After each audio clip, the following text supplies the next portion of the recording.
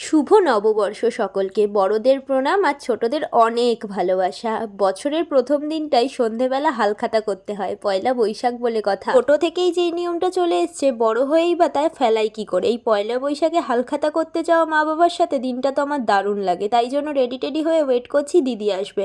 আর দিদিও চলে এসছে, তারপরই সোনার দোকানে চলে গিয়েছি। এতগুলো টাকা পকেট থেকে চলেই গেল। আর দোকানে দেখো কে পাহারা দিচ্ছে, গোপু সোনা। তারপরেই আমাদের হালখাতা তো হয়ে গেল। আর দিদি যেহেতু 35,000 টাকা দিয়ে হালখাতা করেছিল, তাই জন্য পেয়ে গেল খুব সুন্দর একটা, এটাকে কি বলে, পলা বাঁধানো ওইটা। ও তো বেশ খুশি, দেখো দাঁত বেরিয়ে গেছে। এরপরেই দোকান দিয়ে আমাদের অনেকগুলো আইসক্রিম দিয়ে দিল, কারণ আমরা 5জন ছিলাম। তারপর দেখো আমাকে একটু আইসক্রিম দিদি খাইয়ে দিচ্ছে। আসলে কিন্তু সারাদিন ঝগড়া করে, তাও যে আইসক্রিম খাইয়ে দিল, আমার তো ভাগ্যই খুলে গেল।